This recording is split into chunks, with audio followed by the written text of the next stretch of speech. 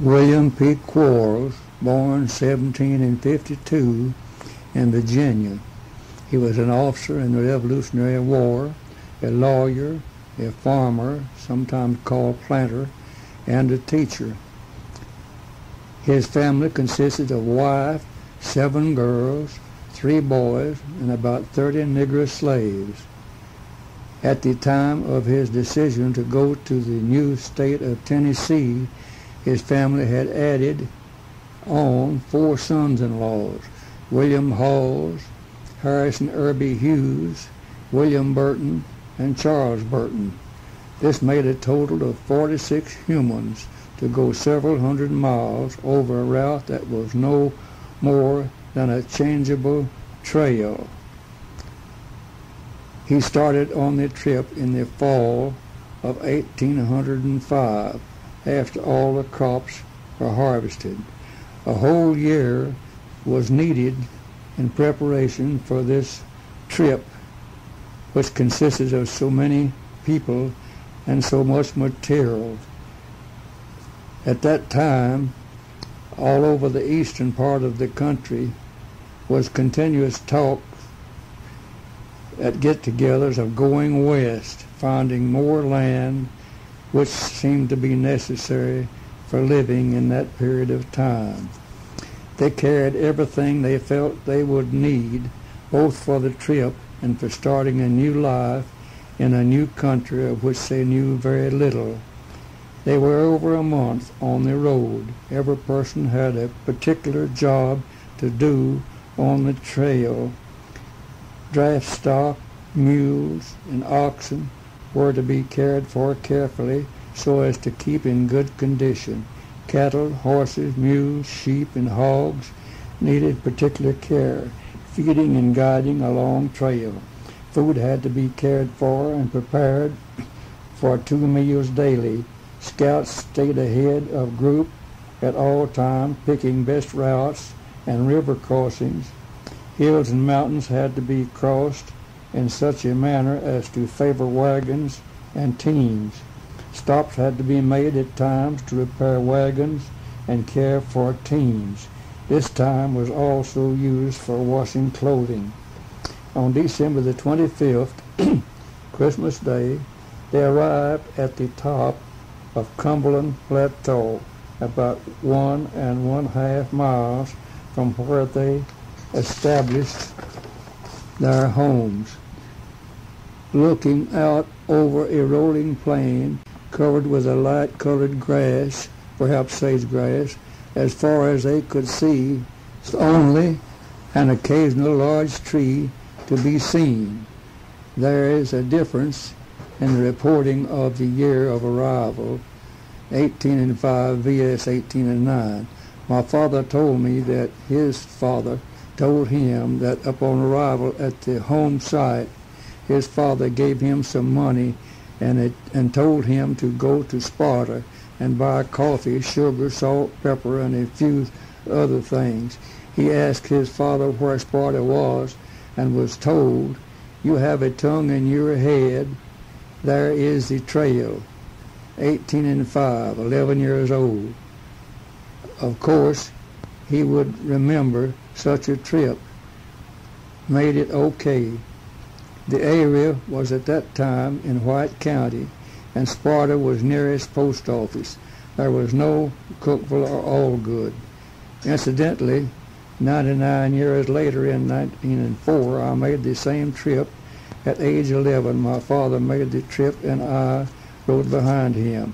They built homes, storehouses, barns, blacksmith shop, and an inn on the trail which I always knew as the Old Walton Road. They established a post office named White Plains. It remains in the area post office until the Allgoods established a post office at Allgood. William P. Quarles joined the bar at Sparta in White County along with several prominent lawyers of the day, and is still on record at the courthouse. He also became the captain of a group of Tennessee militia and found time to teach an adult and children's school in the vicinity. A very few people were able to read and write. He became very unpopular for a short period of time as he taught the alphabet to grown-ups. It seems that they had always called the letter Z Izzard, I-Z-Z-A-R-D.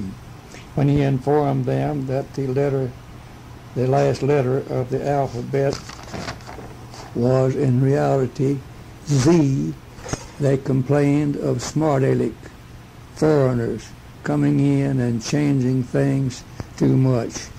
Perhaps some of the readers of this did not know of an ancient hillbilly saying of from A to Z Izzard, which is finally changed from A to Z. To go back a few times, the buildings were made from hewn logs brought from the nearby mountain. The floors were made of puncheons split from large logs and hewed smooth with a foot adze. One of the large trees in the plain near the Quarles farm was used as a corner marker for counties. You could walk around it and be in 5 counties before Putnam County was formed years later. The 5 counties were White, Cumberland, Overton, Jackson, and DeKalb. My great-grandfather, William P. Quarles, was waylaid and murdered by a man named Phillips. No one ever knew the reason for the attack by a club. The man was never apprehended. A document in the Wilson County Library states that he was buried in the White Plains graveyard, which was in the backyard of the original home. They cut down large trees and cut large logs from them and dug them out to make troughs to salt meat in.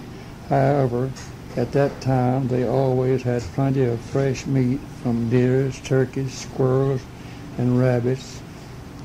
Timber at that time had little value for industrial purposes. Rails were made from 30-inch poplar and walnut logs because of their lasting qualities and the ease of splitting.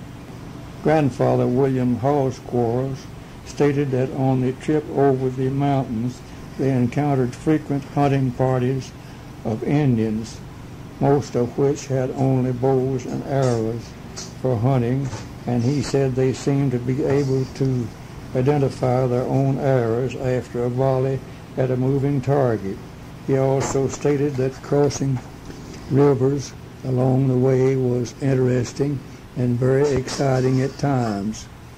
They had to stop at the river and hunt up dead logs, and cut and tie them under and at sides of wagons to float them across.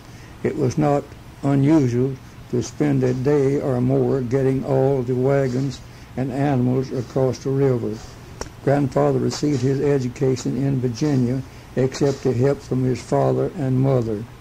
Grandfather William H. Quarles lived through a period of hot political intrigue and easy country living.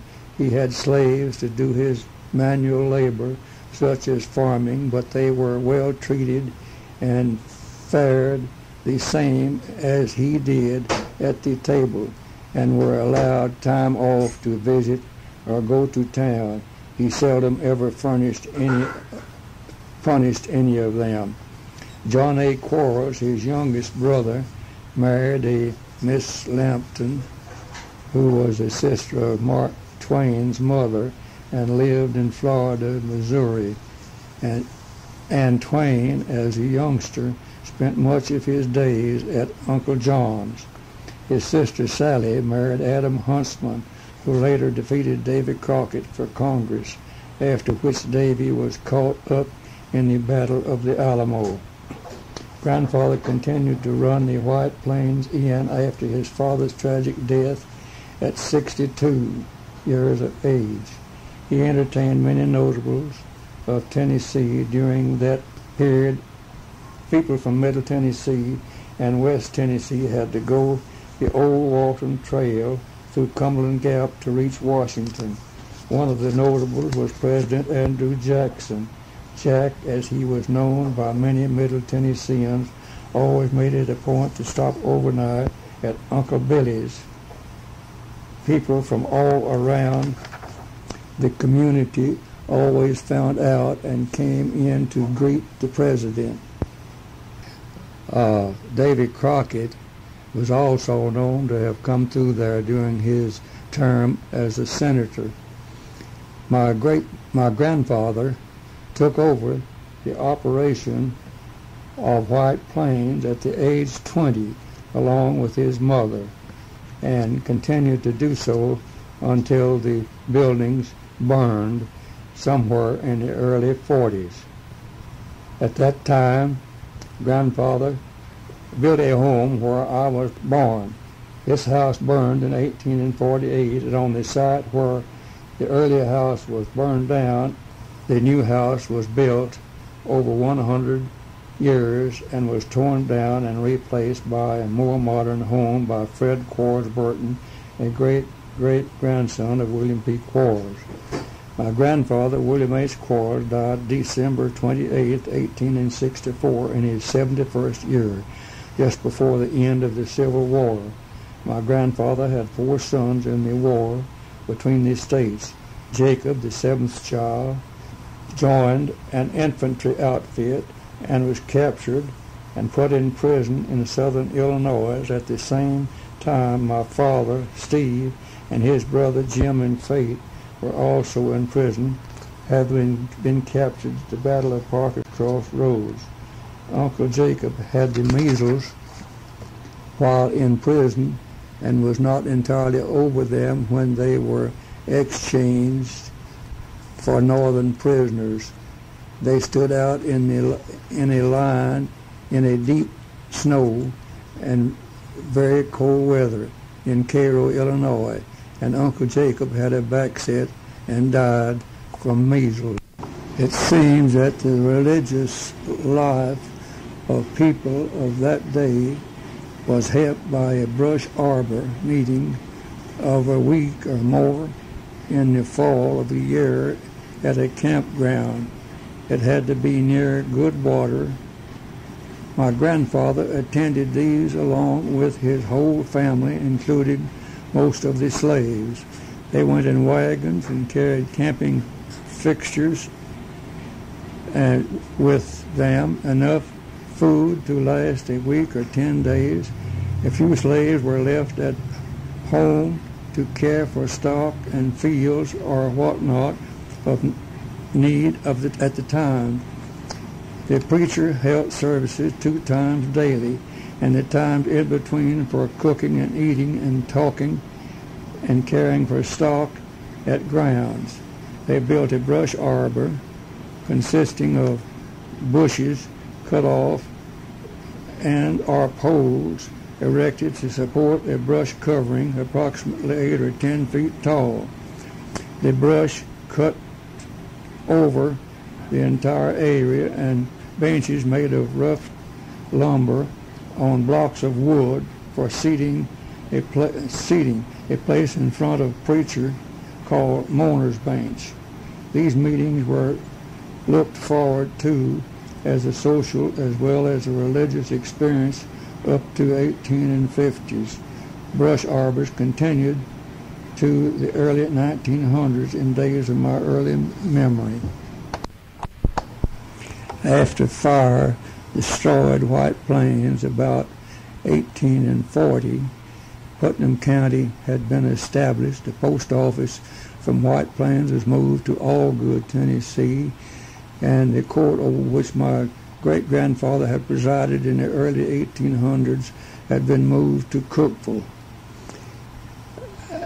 My grandfather built a home about a mile east, back in the cold, from where White Plains was situated.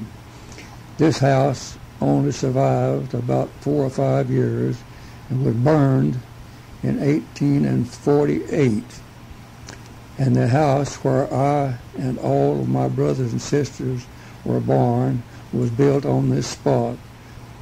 The house had hewed sills and joists of logs about 10 or 12 continuous lengths for building studs, were 4 inches square, hewed rafters, were peel poplar poles from 6 to 4 inches in diameter. The sheeting, the rafters was poplar poles. The sheeting was 3/4 inch poplar lumber, hand sawed, whiplash style, still having the bark on it, and was spaced on rafters so as to get 2 nailing places of 36 inches. The wall and overhead ceiling was made of yellow poplar boards, hand planed and tongued and grooved. The floors of 1 inch poplar. The outside weatherboarding was also of yellow poplar and only about 6 inches wide, put on horizontal position and overlapping to make weatherproof. The chimney was of sandstone and limestone, about 4-foot wood. Porch columns of red cedar, approximately 6 inches square, and scalloped out in center section to make octagonal shapes about 30 inches long. My father said the first time he fired a rifle was from the doorway before the floor was put in place. It seemed someone had put a bullet in a muzzle-loading gun and had forgotten the powder. They proceeded to pick powder in the cap tube in sufficient quantities to blow the bullet out, and allowed him to fire it at a target at yard gate, and he said he hit it. He was an excellent shot. The will made by my grandfather, of which I have a copy, would sound very strange indeed to a person of today. My father and Joseph Lafayette Quarles, to each of his children he gave 1 horse, saddle, and bridle, 1 feather bed and furniture, 1 nigger boy or winch, their names given, 1 cow and calf. My father, Stephen Decatur Quarles, grew up much like any youngster of the day. Being the youngest, he was surrounded by older brothers and sisters and nephews and nieces of his own age, along with a large group of nigger slaves. He spoke of happenings among himself and twin brothers and young and old slaves, of having a fight with a young slave and not being able to overcome the boy, of an old colored man who made all their shoes, of an old Negro mammy who cared for him and his brother, of an old Negro mammy who milked and cared for milk and butter. He said he had seen this colored woman hit a cow in the side just behind the front leg and knock her down, that is the cow. Father said he was told that when there was a period in his baby days when he cried an awful lot, and the mammy who cared for him picked him up one day and something stuck her finger. She looked under his arm and found the end of a sewing needle sticking out a tiny bit. She used her teeth and pulled it out, and he quit crying as so much. He also stated that during a visit to a nigger cabin by his father, he found a small nigger boy disobeying his mother. So grandfather pulled a water sprout off an apple tree nearby and gave the youngster a few taps and told him to mind his mother. When he left, the woman stuck the switch in the ground to remind the youngster of the event, and the sprout took root and grew to be a tree, and I have eat many apples from it.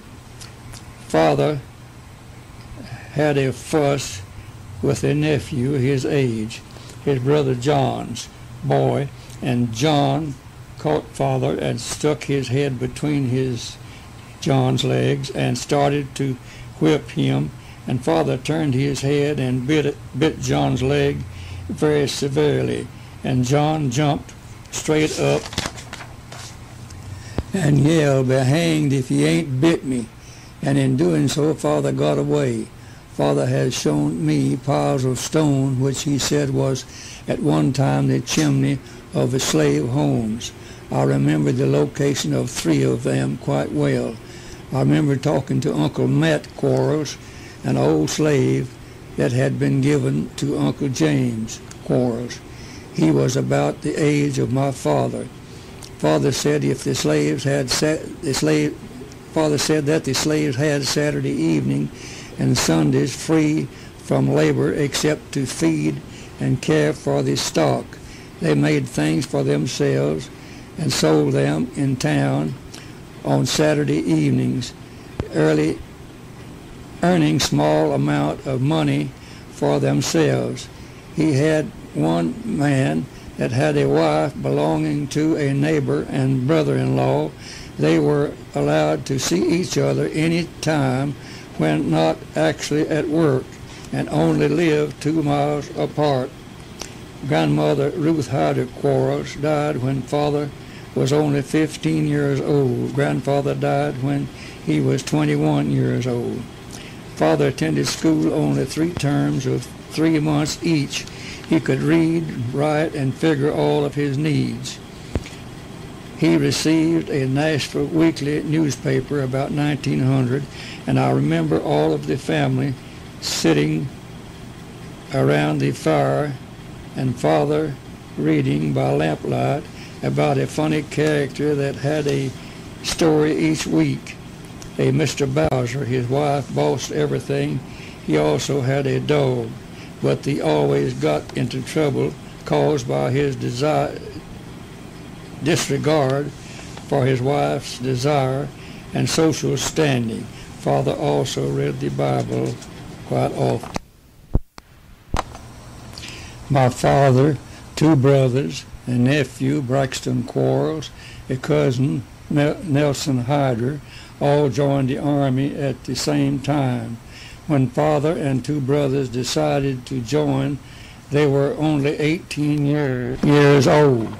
They had talked about the war very little, but when they got their horses and some clothing together, they came around from barn to front of house.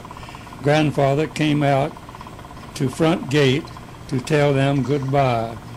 James, being the oldest and spokesman, said to grandfather, "Well, father, you have never told us how you felt about the war. Will you tell us now?" He replied, "The southern states should have hoisted the stars and stripes and declared themselves the United States of America, and see what the northern states would do about it. But since that could not now happen, I guess if I lived in hell, I would fight for the devil." The boys rode to a camp on Calf Killer River, where a regiment was being formed by Captain Dibble, and they were attached part of the Company H of the 8th Tennessee Cavalry, which was to serve with General Nathan Bedford Forrest. The first battle of which I participated was near Donaldson, Tennessee, at Stone River. He said a small group of rebels approached the river and were fired on from across the river. He said the rebels hid themselves behind trees and bushes, and his brother Jim, being near, had fired several shots. When I turned to him and asked what he was shooting at, Jim told me to watch for some bushes across the river to move, which was caused by men moving. I fired 4 or 5 times and asked Jim how he was doing, and received no answer. I turned and looked where Jim had been squatted, and he was not there. I looked back up the steep bank of the river and saw the head and shoulders of a man going out of sight away from river. I quickly turned and ran up the bank and saw my horse standing where Tip Long had let him loose. Then I saw our group going to a place where a fence at the edge of woods had been torn down. My horse was a good jumper, so in place of being slowed down by a whole group trying one gap in fence, I turned to right and jumped the fence. I thought the group would retreat that way, as it was the way we came up. But I soon found out I was wrong, and they had turned to the left in woods. Being fairly sure of this, I turned back and went to left. It took me a few minutes to reach the group. They had regrouped and checked me as the only one missing. When they saw me coming, they shouted, "Welcome," saying he was not killed. They told me an order had been given to retreat, and I had failed to hear it. After the Donelson skirmish, we moved to Humboldt, Tennessee. At this place, I had my horse shot from under me, December the 21st, 1962. After the skirmish was over, some of us went out foraging for food. We hired a lady to cook us 2 meal sacks full of biscuits, and on the way back, I still had no horse. I saw a good horse in a stable, and I decided he would make a good horse for me. And after some of the things I had seen done in the Army, I decided to take the horse for myself. I picked up a bridle, and as I did so, Brother Jim put his hand on my arm, and looking me in the eye, he simply asked me, "What do you think Father would say if he saw you taking a horse?" That was all that was needed to cause me to turn away and walk to camp. As it turned out, I got a horse later through the Army Procurement Service. We moved from Humboldt to Parker's Crossroads, where on December the 31st, 1862, we had beat a group of Yankees, and they were starting to stack their arms under a flag of truce, when someone shouted, "Look behind you," and when I turned and looked, I could see a line of blue coats coming out of the woods, so long I could not see the ends. The group of Yankees who were in the act of surrendering picked up their guns, and we were caught between 2 lines, and as usual we were dismounted, with 4th man holding horses. Man named Tip Long usually held the horses. Before we could all get our horses, we were closed in on both sides. When we finally reached our horses, I begged a small group to get together and cut our way out, as the forward part had escaped through the open end of the pincher moves of Yankees, but I could not get a response, so we were captured.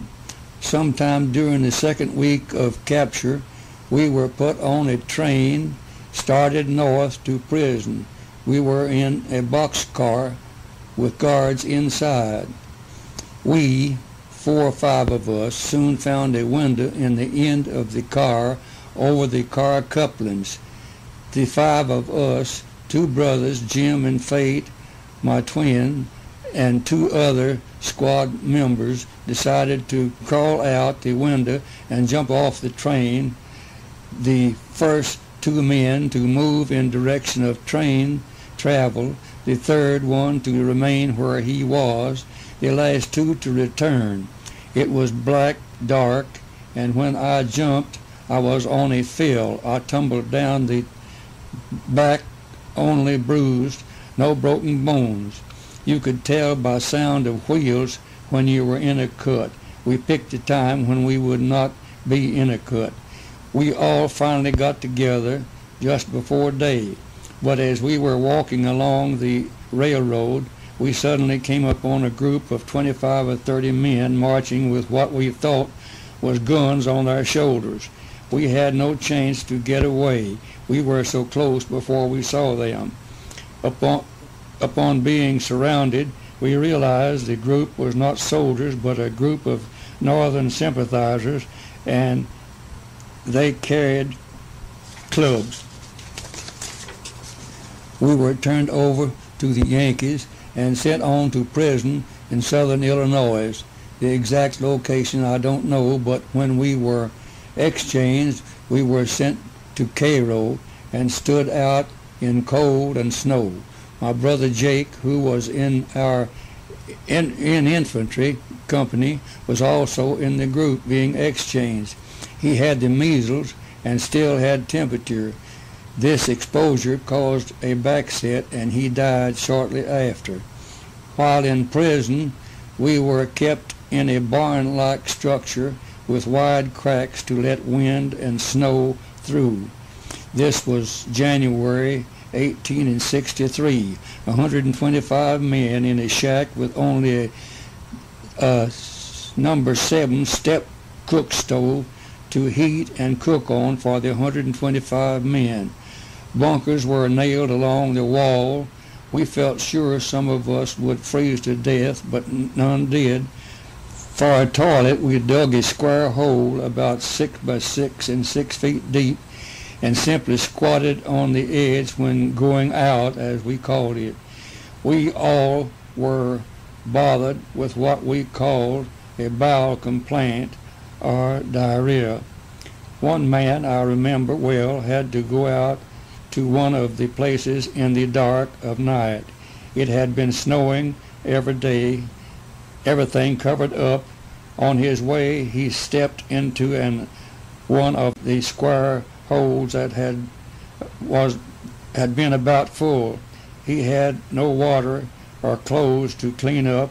He simply wiped and scraped off all he could and smeared it on things to remove as much as he could.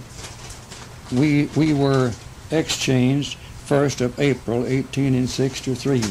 We were put on a boat and sent down the Mississippi River. One man walked in his sleep and stepped off the boat and was drowned. During our march as captives, before we were put on the train, I got so thirsty I stopped to drink from a hole in the road.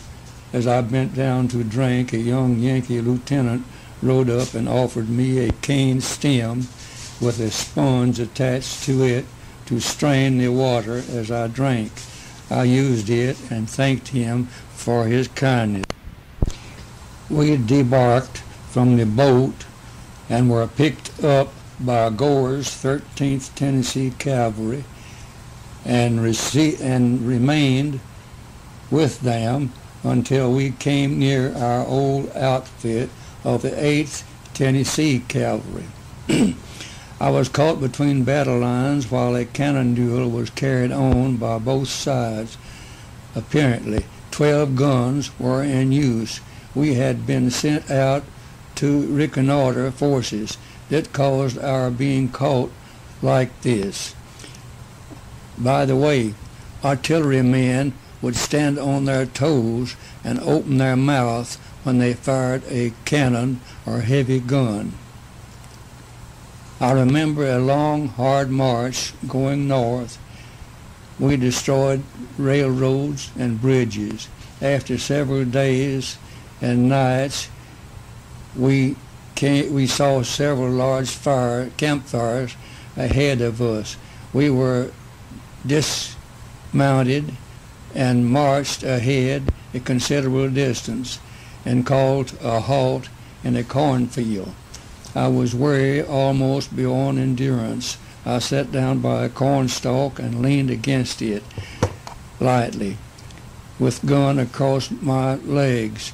I went to sleep instantly. Suddenly I heard a noise of running feet, and as I started to get up, A man's knee hit me in the forehead and knocked me backward. I turned over on hands and knees and started to get up, but was hit in the rear again and went down on my face. This happened 3 or 4 times by men running to rear. Finally, I got up on my feet, but about that time, the men around me halted. We found out some kind of false alarm had been started, and I am sure you cannot understand how men in the state most of us or all of us were in at that time. It could happen, but it did. We also found out the fires had been made by our own men preparing a camp for us. While on a scouting mission with quite a large attachment carrying 2 cannon, we came to Forked Deer River with an island at the point of approach. Our purpose was to destroy a bridge. We were sadly in need of rest, so we stopped and prepared to rest for a short time. The part of the river on the side of the island next to us was only like a creek, with a large island and timber on it. We moved over on the island for a stopping place. We had been there only a short time until we heard a train approaching. A train of flat cars loaded with Yankees pulled up on the opposite side of the river, and they began firing at us as the train stopped.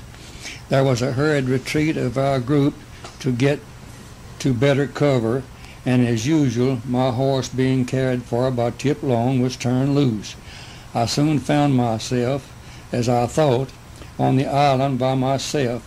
I got behind a hickory tree, only barely large enough to cover me, if I stood straight up and rigid. It seemed to me that surely they would cut the tree down with the rapidity of the bullets hitting it, but our group had carried the 2 cannon with them. In a few minutes, one of them took a shot at the train engine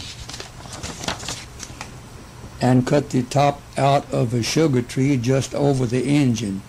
Then they fired again, and they hit the fill under the engine that seemed to scare them. Afraid the 3rd shot might make a hit, so the train pulled out as fast as possible. After the firing ceased, I came out from behind the tree and looked around. A horse was standing tied to a small hickory bush in a low place. I got the horse mounted and rode out. As I went across the creek side, several of my buddies got up from behind the bank of the creek, waded after me toward where our men had retreated. As I rode up the hill, I saw Major Jeffrey Forrest sitting on the bank of the road with his shoes off and wringing water out of his socks. Forrest was killed later in the war at the Battle of Okolona. When he saw me, he became extremely angered and ordered me off the horse.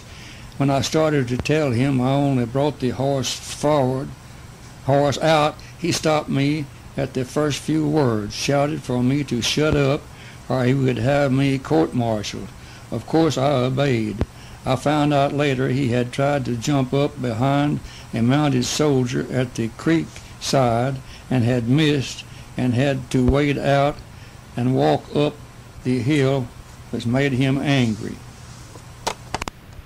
I believe he was a brother of Nathan Bedford Forrest. I remember one instance when we captured a large amount of shell corn. We were about to set out on a forced march of several days. We were ordered for each of us to take all the corn we could very well carry along with us. I filled a meal sack and tied it to my saddle along with other equipment. We marched day and night with stops of a short time each to feed horses and to eat what we could find, parched corn, and then on again. After about 3 days, we stopped and made camp, and we received orders to bring our corn that was left and pile it all up and redivide it out again. It seemed some were too sorry or too lazy to brought sufficient corn.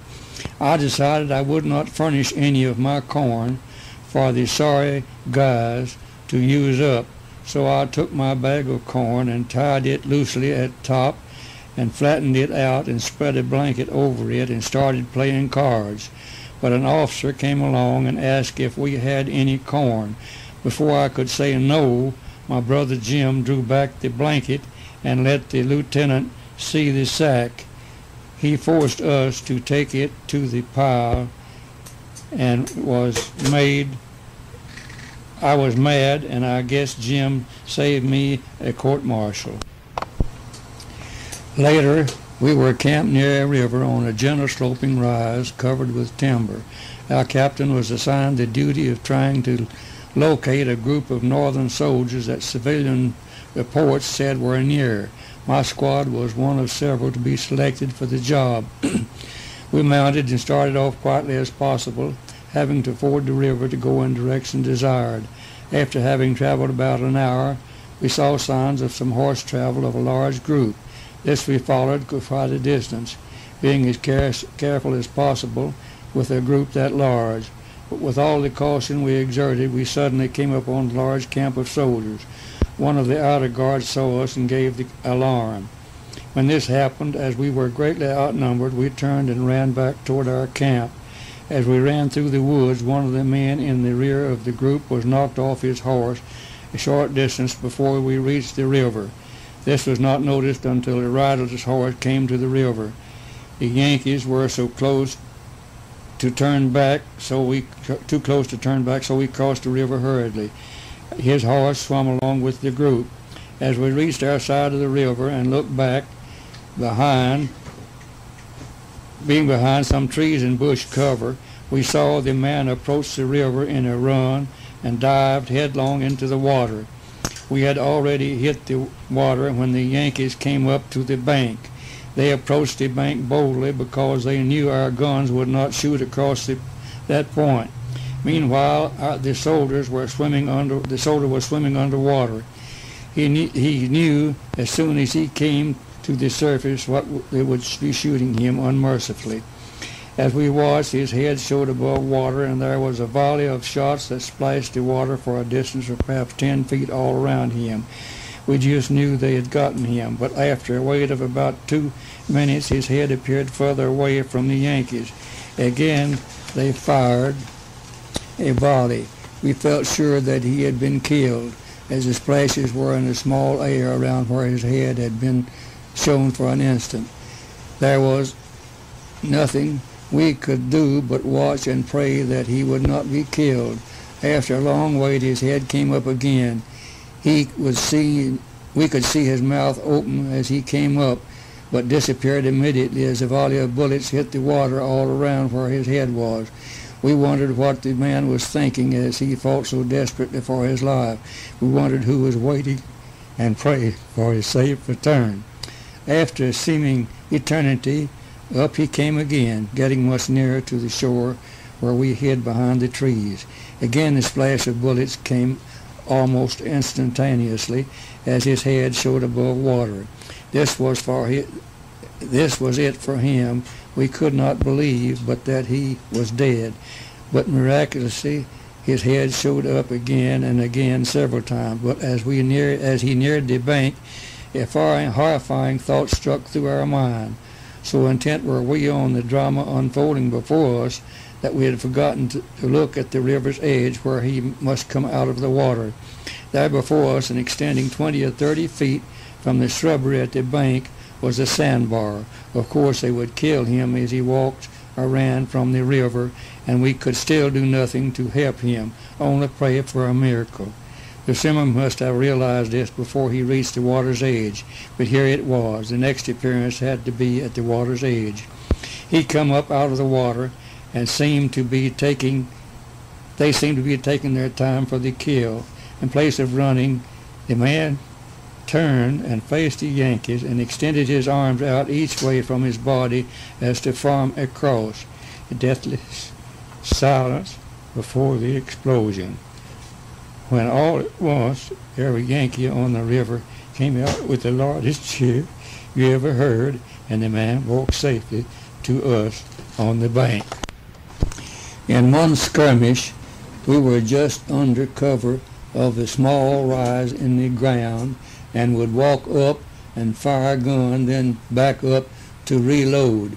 One of our group walked up, fired his gun, and yelled to the Yankees, "You are shooting too damn high." And as he turned to come back, a bullet hit him in the head, going in one temple and out the other. The morning after the Battle of Franklin, the citizens of Franklin told us we could walk to Nashville on Yankee guns and overcoats and never touch the ground, but the commander did not want to follow, although a lot of the officers felt they should follow up this retreat of Yankees. As you well know, they waited too late to follow and were defeated miserably when they did try to take Nashville. My group was separated from main army and sent to Murfreesboro. From there, my regiment went to Sparta, and commanders allowed the men to go home for a visit, as most men were from that area. Our company was supposed to be the last one to go home, and on the day we were to go home, the commander had orders to move before being cut off from the main group. Our captain did not like the idea of not getting to go home, so he saddled up and started down the company street. James asked him where he was going. He stated he was on his way home, and the rest of the company could do as they pleased. So Father's group left for home, and when the time was up to return, they had been cut off and had no chance to get back to the regiment. After we had gone home from Sparta and was cut off from our command, which was retreating south after the Battle of Nashville, a detachment of Yankees came by and captured the three of us